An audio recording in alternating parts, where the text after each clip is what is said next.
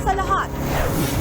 Lalaking naglalakad lang sa tondo sa Maynila, biglang pinagsasaksak.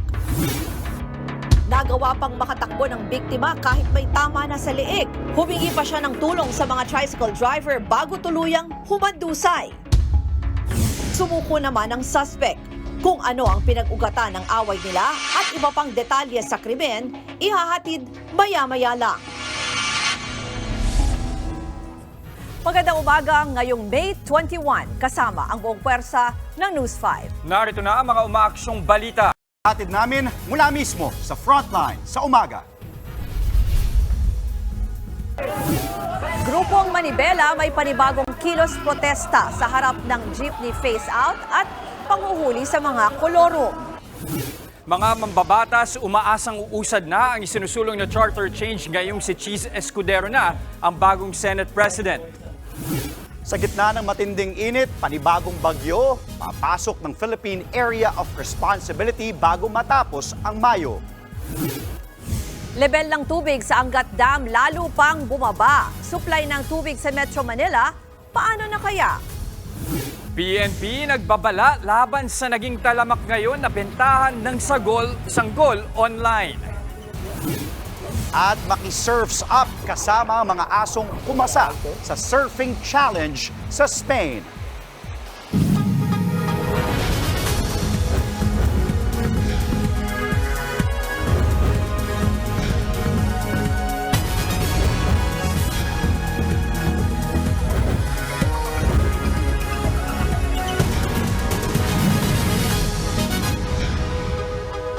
Sa puntong ito, makakapanayam natin si Senate Deputy Majority Leader Senator J.V. Ejercito kaugnay pa rin sa nangyaring balasahan sa Senado. Senator, good morning.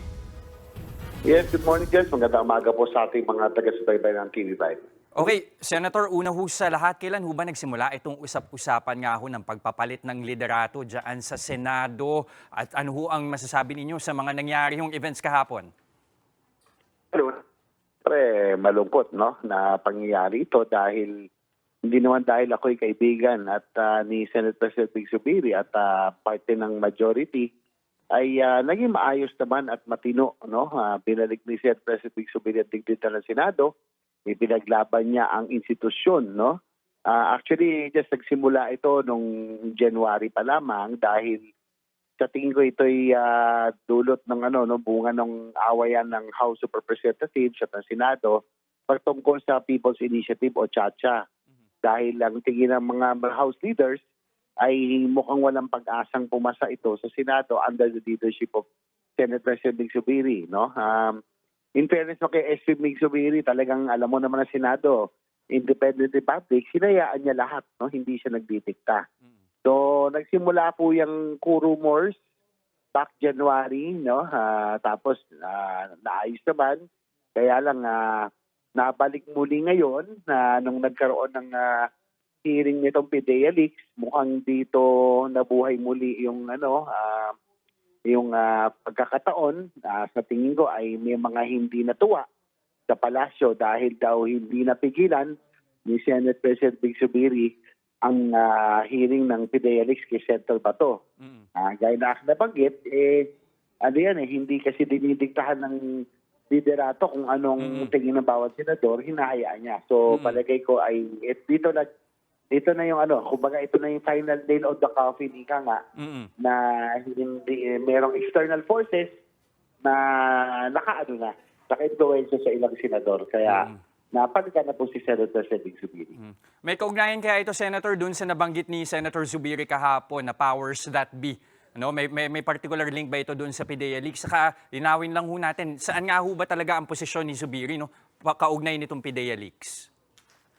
Well, sa tingin po, kasi ito na yung huling pinaka-controversial na issue na naging mainit. No? Alam ko hindi po yan gusto ng iba. Kaya lang, nagtuloy-tuloy, nagdesisyon pa rin si Senator Bato na ituloy, na ang sabi naman, hindi daw pinigilan ni Senate President Big Zubiri. Sabi ko nga dyan, alam mo naman, Senado, independent republic yan. We are the last bastion of democracy. Kaya, hinahayaan po ng ang bawat senador ng kanila pong, kanila pong diskarte, kung walang nagdidikta. So, maaring yun po, yung sinasabi ng ating Senator Sherrilyn Zubiri na yun siguro ang rason kung bakit po siya natanggal. Pero Senator, linawin lang natin, powers that be, kasi kung tutuusin, si Senator Zubiri, number 3 na ho sa gobyerno. So, ibig ho bang sabihin, ito, safe to say, nasa Malacanang ho kaya itong tinutukoy niyang powers that be? Malamang collusion po ito siguro, hindi natin alam, pero siya na po nagsabi, no? At sa tingin niya po ay may external forces na gumalaw para po mapalitan po siya. Sa akin lang po, ang nalulungkot ako, Jess, dahil alam po ng Senado, ng buong Senado, alam po ng mga staff na ito, yung grupo po namin, yung bloke namin, yung seatmates block, we're about 7 or 8, no? Ito po yung laging naiiwan sa floor, ito po yung nagtatrabaho, talagang masisipag, team workers sa Senado, at kami po ang lahat ay wala na po sa liderato ngayon. Kaya siyempre, malungkot ako, nanghihinayang po ako kasi halos lahat na priority measures ng administrasyon ang maging author at sponsor panay miyembro po ng seatmate. So yan po ang pinakamalaking panghihinayang po ng inyong lingkod, no? Sa pangyayari ngayon. Tapos Senator, bilang nabanggit nyo na nga rin si Senator Zubiri mismo kahapon, binanggit din, medyo masama ho ang loob dun sa nangyaring tila pagbabaliktad daw nung kanya mga kaalyado. Ano ho ba yung kwento dito? Ano ho yung nalalaman ninyo tungkol sa posisyon sana ng ibang senador bago yung naging rigo dun sa Senado kahapon? Well, talagang nagulat din kami sa ilan, nakakalungkot kasi naging maganda naman ang samahan. Sa pagkakaalam ko, masaya lahat sa liderato ni Senator Zubiri, lahat pinagbigyan. Kumbaga, dumiskarte kayo ng sarili, wala akong diniktahan. Kaya naging masaya at kontento po sila sa akin pagkakalam. Kaya lang, gaya ng nabanggit ni Estimix, kapag may external forces nang gumalaw, no, both sa House at siguro sa mas mataas pa sa amin, ay ibang usapan na po yun. No? Talagang tingin ko yan ang mga bagay na talagang pwedeng makapagpabago sa desisyon ng ilang senador. Okay, maraming salamat po sa oras ninyo. Again, Senator J.V. Ejercito. Ginit ni Mayor Alice Guo na hindi siya espiya ng anumang bansa kasunod ng pagkwestiyon ng marami sa kanyang pagkatao. Ipinaliwanag din ng alkalde kung bakit hindi ko alam, Your Honor, ang kanyang naisagot noon sa Senate hearing. Nasa frontline ng balitang yan si Gary De Leon. Hindi po talaga ako kasali sa operation po ng POGO. Dati nang itinanggi ni Banban Tarlac Mayor Alice Guo ang pagkakasangkot sa POGO operation sa kanyang lugar ng eksklusibong mga panayam ng News 5 noong nakaraang buwan. Muli ang binigyan diin ng alkalde sa isang pahayag na inilabas niya kahapon. Itinanggi rin ni Guo na espiya siya ng anumang bansa kasunod ng mga tanong sa kanyang pagkakakinlanlan. Marami ang kumwestiyon kung bakit hindi makasagot ng maayos si Mayor Guo nang tanungin ng mga senador kaugnay sa kanyang pagkatao. Paglilinaw ng alkalde, blanco ang kanyang isip noong mga oras na humarap siya sa Senado. Wala raw siyang intensyong magsinungaling, kaya pinili niya na lang na sumagot nang hindi ko alam, Your Honor. Ibininyag ni Mayor Guo na isa siyang love child o anak sa labas ng kanyang ama sa isang kasambahay. Bata pa lang daw siya nang iwan ng kanyang tunay na ina. Pinalaki raw siyang nakatago sa hog farm ng kanilang pamilya. Ito raw ang dahilan kaya wala siyang masyadong maalala sa kanyang pagkakakilanlan. Dahil sa kontrobersyang ipinupukol kay Mayor Guo, iniutos ni DILG Secretary Benhur Abalos sa National Police Commission o NAPOLCOM na pag-aralan kung panahon ng tanggalan ng kapangyarihan ng alkalde na pangasiwaan ng mga pulis sa Bamban. Kabilang sa kakayahan ng mga alkalde ay ang pagkontrol sa mga police unit sa kanilang nasasakupang lugar. Pwede rin silang mag-deploy ng mga pulis. Ibig sabihin nito, pagkatapos nga ng investigasyon nito, no, of course may sufficient grounds, we will withdraw the deputization of Mayor Guo. Una na rin inirekomenda ng DILG sa Ombudsman na isailalim sa preventive suspension ang alkalde. Sa kabila ng issue sa kanyang liderato, todo suporta kay Mayor Guo ang ilan niyang kababayan. Nagkalat ang mga banner at tarpaulin sa Banban. Ginawa raw yan ng mga residenteng natulungan ng kanyang mga programa. Business as usual din sa munisipyo kahit wala ang alkalde.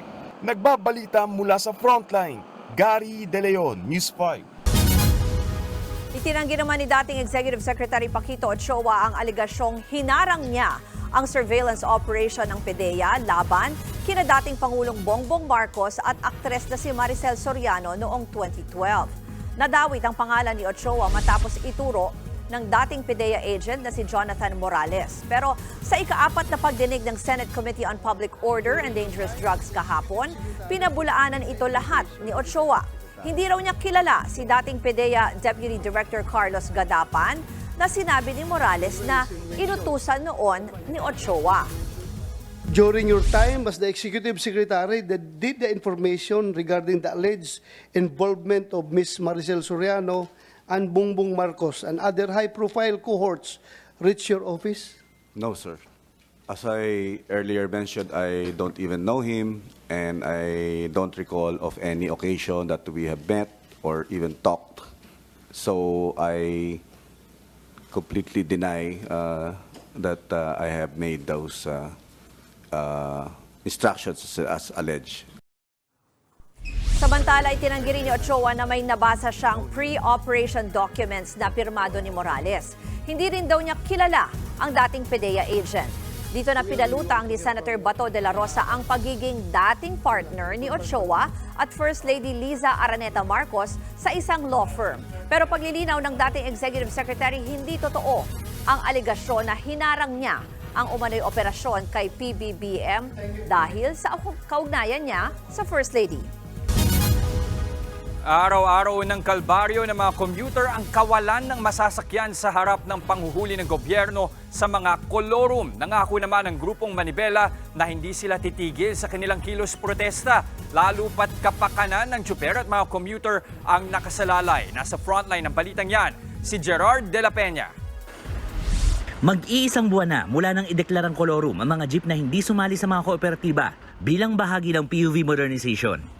Pero ang ilang transport groups tulad ng Manibela, tuloy pa rin ang pangangalampag sa gobyerno. Labag po sa konstitusyon, labag sa ating karapatan na hindi tayo nag-consolidate ay tatanggalin na ang ating mga prangkisa. Kaya naman umaasa ang Manibela na magiging pabor sa kanila ang gagawing pagdinig ng Committee on Transport tungkol sa estado ng transportasyon at PUV modernization ngayong araw. Kabila nga ang Manibela sa mga imbitado sa pagdinig. Bukod sa labag sa batas ang hindi pagpapabiyahe sa mga transport group, dapat naman sana'y isipin din ng gobyerno ang kapakanan ng mga tsuper at commuter. Sila po dapat ang sisihin kung bakit walang masakyan ng taong bayan at bakit kumakalam ang sikmura itong mga drivers at operators. Uulitin po namin, amin po itong prangkisa, ipinagkaloob po ito ng gobyerno at wala po kaming nilalabag na panuntunan nito. Nauna nang sinabi ng LTFRB na may sapat na bilang ng mga PUV kahit pa mayroong mga hindi nag-consolidate.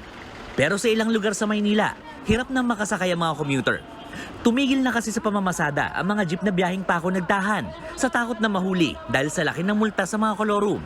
Kaya ang lady guard na si Minda na pauwi galing night shift, mapapadoble pa ng gasto sa pamasahe. Pag ako naman iikot, malaki ang gastos. Doble, 30 plus 39. Wala nang sahod mangyayari. Ayon sa Manibela, ganito na rin ang sitwasyon sa Alabang, Las Piñas, Pasig, Caloocan, Valenzuela at Quezon City. Sa kabila niyan, ngayong linggo na sisimulan ng LTFRB ang panguhuli sa mga kolorum. Ang MMDA ang isa sa mangunguna sa operasyon. Pero hinihintay pa nila ang abiso ng LTFRB kung paano gagawin ang panguhuli. Wala pa naman po kaming natanggap na request for request and with guidelines kung paano po ang panghuli. Kasi remember po, ang amin pong jurisdiction ay for moving violations. Kung wala po kaming clear guidelines, hindi naman po namin pwedeng parahin ng parahin kada isang jeepney to inspect kung kung consolidated na sila or hindi. Nauna rin sinabi ng LTFRB na magbibigay ito ng special permit sa mga rutang sumali sa consolidation. Ito'y para maserbisyohan ng mga pasahero ng mga rutang hindi nag-consolidate. Nagbabalita mula sa Frontline, Gerard de la Peña, News 5. Sa mga kapatid naman natin dyan, maghanda na ng mas malaking budget kung mamamalengke. Tumaas na kasi ang presyo ng kada kilo ng manok. At live mula sa Paco Market sa Maynila, nagbabalita si Dave Abuel. Dave, magandang umaga. Magkano na itinaas ng presyo ng manok dyan, Dave? Andre, 10 piso ang itinaas ng presyo ng manok dito sa Paco Market sa Maynila. Mula 180 pesos kada kilo, nasa 190 pesos na ito ngayon. Si Vilma bumili ng manok para ihawin ngayong araw. Request daw yan ng kanyang mga anak. Pero nagulat siya nang makitang 190 pesos na kada kilo ang manok ngayon. Kahit nagmahal, bumili pa rin siya dahil nangako raw siya sa mga anak na manok ang ulam nila mamaya. Si Geraldine naman, tilapia na lang ang binili imbis na manok. Ang kalahating kilo kasi ng tilapia nasa 70 pesos lang. Ayon sa mga nagtitinda ng manok, nagmahal ito dahil nagtaas ng presyo ang kanilang mga supplier. Wala raw silang choice kundi taasan din ang benta. Sa ibang palengke naman, naglalaro ng 170 pesos hanggang 220 pesos ang kada kilo ng manok. Base yan sa price monitoring ng Department of Agriculture. Andre, hiling ng mga mamimili na nakausap natin ngayong umaga na wag na sanang magtaas pa ang presyo ng manok. Baka raw kasi hindi na ito kayanin ng budget nila. Andre. Maraming salamat, Dave Abuel. Bumabagal ang patuloy pa rin ang pagbaba ng level ng tubig sa Angat Dam. Sa dam monitoring kahapon, bumaba sa 180.73 meters ang tubig. Malapit na po yan sa 180 meters na minimum operating level. Ayon sa Metropolitan Waterworks and Sewerage System o MWSS, nakadagdag sa water level ang mga pag-ulan ng nakaraang araw. Pero kung hindi magsusunod-sunod ang pag-ulan ay patuloy pa ring bababa ang tubig sa Angat. Ang Angat Dam ang pangunahing pinagkukunan ng tubig sa Metro Manila. Grabe nga ang init ngayon mga kapatid, pero baka bagyuhin naman ang Pilipinas sa huling linggo ng Mayo. Base kasi sa pagtatala ng Pag-asa, posibleng may mamuong bagyo bago matapos ang buwan. Nakikita yan sa may timog o silangang bahagi ng Mindanao. At sa oras na may pumasok na bagyo sa Philippine Area of Responsibility, tatawagin itong bagyong Aghon. Ngayong Martes naman, posibleng makaranas sa mga pag-ulan sa Metro Manila at natitirang bahagi ng bansa dahil sa umiiral na easterlies. Susunod ng dahil sa sisihan at parinigan, lalaki sinaksak sa Tondo, Maynila. Babaeng tinangkang ibenta ang sanggol niya online, mga pulis pala ang katransaksyon. At mga kaso ng COVID sa Singapore, dumoble. Mga Pinoy dapat nga bang mabahala? Yan at iba pang mga balita at impormasyon sa pagbabalik ng Frontline sa umaga.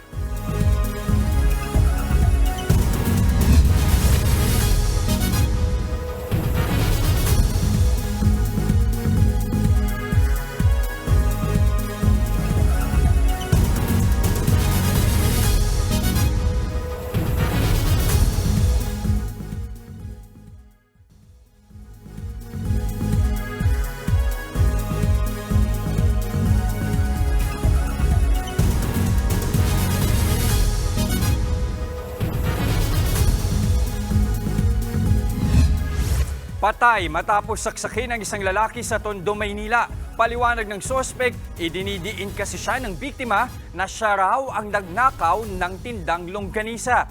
Nasa frontline ng balitang yan, si Dave Abuel. Mag-alas 6 ng gabi nitong linggo nang maispatan ng lalaking yan habang naglalakad sa may Tondo, Maynila. Bago makarating sa kanto, nilapitan siya ng isa pang lalaki. Saka siya patraitor na inundayan ng mga saksak. Agad din kumaripas ang sospek. Nagpaliko-liko siya sa mga eskinita para tumakas. Nagawa namang makatakbo ng duguan na biktima. Humingi siya ng saklolo sa napadaang tricycle at nagpadala sa ospital. Pero bago pa makasakay, tuluyan ang bumagsak ang lalaki. Patay ang biktimang kinilalang si Jester Mulet, 26 anyos. Na-recover ng mga pulis sa crime scene ang ginamit na patalim sa krimen. Nakakuha tayo malapit sa crime scene ng isang kitchen knife, more or less 12 inches long. Noong pinaproseso yung crime scene, nasa 3. Pero hintayin pa rin natin kung ano yung ilan talaga yung official na bilang sa result ng autopsy. Ayon sa kapatid ng biktima, binigyan pa niya ng pera si Jester pambili ng pagkain, kaya ito nagtungo dito sa tapat ng Building 24. Laking gulat na lang niya nang mabalita ang pinagsasaksak na si Jester. Hirap ang pamilyang tanggapin ang sinabi ni Jester dahil hindi pa rin malinaw sa kanila ang motibo sa pananaksak. Nalapitan ko na lang yun na ano na siya. Iyak po ako ng iyak kasi hindi ko na alam kung anong gagawin ko eh. Hindi ko na mapigilan umiyak ng umiyak kasi kuya ko pinagsasaksak po eh. Sumuko rin ang sospek sa mga otoridad kahapon. Kinilala siya bilang si Alexander Banzuelo. Kwento ng sospek, nag-ugat ang lahat dahil lang sa ninakaw na longganisa. Langganisang nakaw niya, tapos pinabenta niya sa akin. Tinuro niya sa may-ari na ako nagnakaw. Sabi ko sa may-ari, hindi naman po ako nagnakaw, siya po. Pinabenta niya po ako, hindi ko naman po alam na nakaw. Nagparinig din daw sa kanyang biktima ilang oras bago ang krimen. Kaya raw lalong tumindi ang galit niya na humantong sa pananaksak. Bigla niya akong sinalubong, tapos kinapkapan. May dala akong baril, sabi ko wala. Nagbanda na po siya sa akin eh. Ituro mo ko ulit, papatay na kita. Ganun niya na po. Gate ni Banzuelo, hindi niya plinano ang pagpatay kay Jester at napulot lang niya ang patalim sa lugar. Sana magpatawad na ako. Hindi ko naman po sadya yung mga nangyari. Nasa kustodiya na ng Manila Police District si Banzuelo na maharap sa reklamong murder. Nagbabalita mula sa frontline, Dave Abuel, News 5. Walang awat sa pag-aamok ang isang lalaki na inaresto dahil sa paninigarilyo sa maling lugar sa Caloocan. Nabisto naman sa presinto na wanted din pala ang suspect dahil sa panggagahasa. Nasa frontline ng balitang yan, si Hannibal Talete.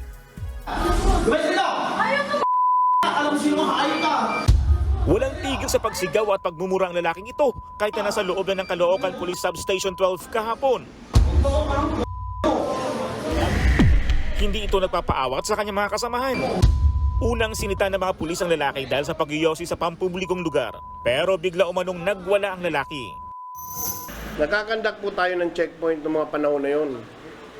Nang napansin to ng isang pulis natin, naging hostile siya at yun na, nag-umpisa na yung pananakit sa mga pulis. Kaya wala po tayong nagawa kundi pagtulungan siyang arestuin. Dahil sa pananakit ng pulis ay sinampahan ng suspect ng mga reklamong physical injuries, direct assault at resistance and disobedience to a person in authority. Bukod sa reklamong yan, napag-alamang may nakabimbing pa palang kasong rape laban sa suspect sa Caloocan. Taong 2022 pa kinasuhan ng suspect dahil sa pangahalay sa menor de edad niyang kamag-anak. Isinilbi na ang warrant ng suspect sa kasong rape sa kulungan. Umamin naman ang suspect na lasing siya na magwala at pumalag sa mga pulis. Kaya naman po ako nakapagsalita ng gano'n, ng pangit sa kanila dahil po kasi hindi naman po makatarungan ng ginawa sa akin kasi dapat ticket, ang bungad ng mga otoridad, posas. Alam din daw niya na may warrant of arrest laban sa kanya para sa kasong rape, pero tumanggi na siyang magkomento kaugnay rito. Doon na lang po sa korte namin pag-uusapan po yun. Nagbabalita mula sa frontline, Hannibal Talete, News 5. Arestado ang dalawang lalaki sa Quezon City na nagnakaw ng mga metro ng kuryente. Kinilala ang mga suspect na sina Jemboy Esguera at Alvin Castillo. Nahuli sila ng mga rumuron ng pulis habang bit-bit ang mga ninakaw.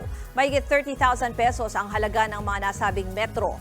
Naharap ang mga suspect sa kasong theft at paglabag sa Motorcycle Crime Prevention Act at Anti-Electricity and Electric Transmission Lines Pilferage Act.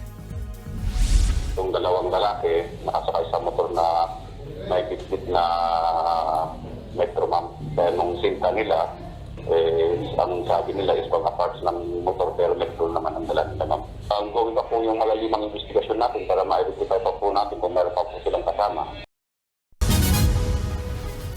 Nagbabala ang Department of Social Welfare and Development o DSWD na mananagot sa batas ang mga nagbebenta ng sanggol. Sinabi ito ng ahensya sa gitna ng lumalaki umanong baby trade at adoption online. May na-monitor na nga raw silang 20 group page na sangkot dito. Sasampahan ng reklamong paglabag sa Expanded Anti-Trafficking in Persons Act ang mga nasa likod nito. Nitong weekend nga lang, isang babae ang naaresto sa Dasmariñas, Cavite matapos subukang ibenta ang sarili niyang sanggol. Pero di niya alam na mga pulis pala ang katransaksyon niya online. This is a cruel form of child exploitation, at the same time a cruel form of human trafficking, innocent or not innocent. Any type nga of conduct of adoption outside the supervision or outside the guidelines ng NACC is a crime. Sa ibang balita, nagsimula ulit lumobo ang mga kaso ng COVID-19 sa Singapore. Ayon naman sa isang eksperto, bagamat dapat mag-ingat, hindi naman dapat mabahala dyan ang mga Pinoy. Nasa frontline ng balitang yan, si Ria Fernandez. Isa't kalahating taon nang hindi mandatory ang paggamit ng face mask sa bansa. Pero may mga tulad ni Hazel na pinipili pa rin maging protektado laban sa sakit. Uso pa din po kasi yung ngayon yung ubo at saka sipon. Kaya para makalaban sa bacteria, naka-face mask pa rin po ako hanggang ngayon. October 22 nang gawing voluntary ang pagsusuot ng face mask sa Pilipinas. At mayroon ng mga nasanay na ulit na walang harang sa paghinga at pinipili na lang kung kailan magsusuot ng mask. Alam naman natin yung panahon ngayon napakainit. So, ang hirap talaga siyang huminga. Ako nagpi-face mask lang ako. Halimbawa, pag nasa public vehicles, yung mga ganun, sa van or bus, yung mga may mga kasama kang tao na may aircon. Pero sa ibang bansa gaya ng Singapore, hinihimok ngayon ng publiko na magsuot ng mask dahil yan sa bagong coronavirus wave. Mula sa 13,700 na kaso, halos dumoble sa 25,900 ang bilang ng mga tinamaan ng COVID-19 sa Singapore sa pagpasok ng Mayo. Sabi ng Singaporean Health Ministry, wala naman itong nakikitang kumakalat na mas nakahahawa o mas malalang COVID-19 variant kaya sumipa ang mga kaso. Malamang daw ay humina na nga ang immunity ng mga tao kontra COVID-19. Tinatayang maaabot ang peak ng COVID-19 wave sa kalapit na bansa sa susunod na 2 linggo. Kaya kung si dating COVID-19 Task Force Advisor Dr. Tony Leachon ang tatanungin, mas mainam pa rin daw sa atin dito sa Pinas kung nakasuot ng face mask sa matataong lugar. Kasama riyan ang mga ospital, palengke at pampublikong sasakyan. Mahalaga rin daw na kusang mag-isolate at magpa-test sa COVID kung may nararamdaman ng sintomas. It's disturbing but we should not be alarmed because it's manageable. Wala tayong sinasabing lockdown, wala po. Normal lives pa lang, tayo pa rin. Kailangan lang natin mag-ingat. Naniniwala rin si Leachon na dapat kumilos na ang Department of Health para makabili ng gamot laban sa COVID. Sa kabila niyan, tiniyak naman niyang walang dapat ikaalarma ang nangyayari sa Singapore. Nagbabalita mula sa Frontline, Ria Fernandez, News 5.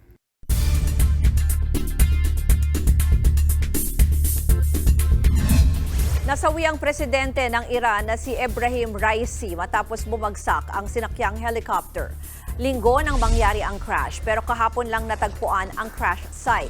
Bukod sa Pangulo, patay rin ang Prime Minister ng Iran at 6 na iba pa. Pabalik na dapat ng Tehran si Raisi matapos dumalo sa inauguration ng isang dam project. Bumuhos ang pakiramay ng mga lider ng iba't ibang bansa para sa mga nasawi. Kasama na riyan si Pangulong Bongbong Marcos. Sa Iran, dumagsa sa Tabriz ang mga nagluluksa sa pagkamatay ng mga opisyal. Sinimulan na rin ang paghahanda para sa funeral procession ni Raisi. Dahil sa pagpanaw ng Pangulo, hahalili muna si Vice President Mohammad Mokber sa pagkapresidente sa loob ng 50 araw. Base sa batas ng Iran, dapat makapagsagawa ng eleksyon para sa pagluklok ng bagong presidente. Susunod, Minnesota Timberwolves nagbabalik sa Western Conference Finals matapos pabagsakin ng defending champions na Denver Nuggets. Sister teams na Akari Chargers at Next-led Chameleons pinayagan ng PBL na magpalitan ng players. At silipin ang mga asong kumasa sa surfing competition sa Spain. Tuloy-tuloy lang ang paghahatid namin ng balita at impormasyon dito sa Frontline sa umaga.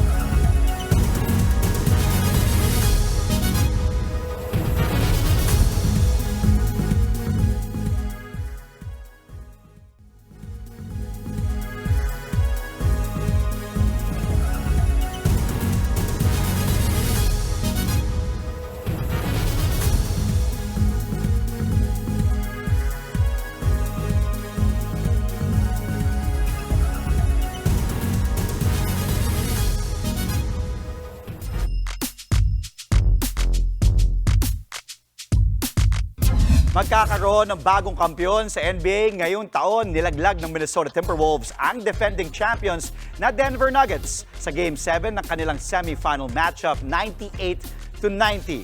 Lamang pa ng 20 sa isang punto ng second half ang Nuggets pero unti-unti itong binura ng Wolves gamit ang nakakasakal nilang depensa. Ito ang unang beses na nakaabante sa Western Conference Finals ang Wolves mula noong 2004. Kasunod niyan, 4 na koponan na lang ang mag-aagawan para sa NBA title. Sa West, magtatapatan ang Timberwolves at ang Dallas Mavericks, habang sa East naman, maglalaban ang Boston Celtics at ang Indiana Pacers. Kakapanalo lang din kahapon ng Pacers sa Game 7 ng East Semis kontra sa New York Knicks. Sa volleyball naman, magpapalitan ng players ang sister teams na Nextled Chameleons at Akari Chargers. Pinayagan ng PVL na mapunta sina Ivy Lacsina, Danny Ravena, Camille Cal at Camille Victoria sa Akari. Habang lilipat naman sa Chameleons sina Dindin Manabat, Trisha Genesis, Bang Pineda at Rosel Baliton.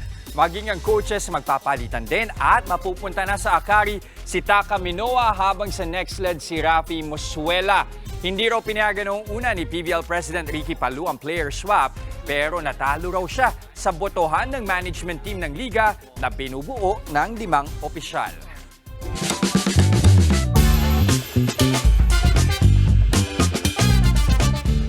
Alam ko tayong tatlo ay fur parents, di ba? Dahil tunay ngang man's best Ay, friend nawala ang ako mga dyan. aso. Oo naman, totoo yan. Kasi pag matibay daw ang tiwala at bond ninyo, makikisabay yan sa kahit anong trip mo. Totoo yan. At sa Spain naman, literal na nakisakay sila sa mga trip ng mga amo nila na sumabak sa isang surfing competition.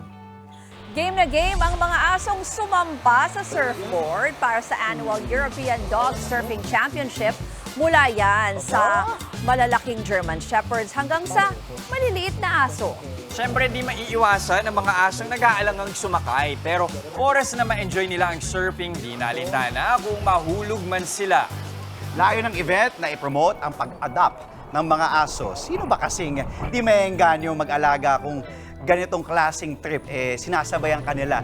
Ako yung aso ko, takot na takot. Dinala ko sa La Union, ayaw sa tubig. Sa tubig. Oo. Kahit pool water. Takot. Talaga. Pero may mga aso naman na gustong-gusto Gusto. na willing. Kailangan kasi mula tuta pa lang, parang ano yan sasanay na. Kasi may mga asong hirap Pero na nasama mo mapigilan. na si Booker sa pagtakbo mo. Si Oo, Booker yung aso takbo, niya. sa takbo. Okay. Pero sa surfing, hindi pa. At least may bonding moment pa rin. Tama. Kami pagkain lang. Ay, ano no? Bonding moment, pagkain lang. Pagkain. Pati pagtulog. Pati Oo, pagtulog. may malling. Pwede malling. O, di ba? Depende lang sa lugar. At yan po ang mga impormasyong dapat ninyong malaman. Mga balita para sa may alam at may pakialam. Kami ang inyong mga kasangga sa Frontline sa umaga.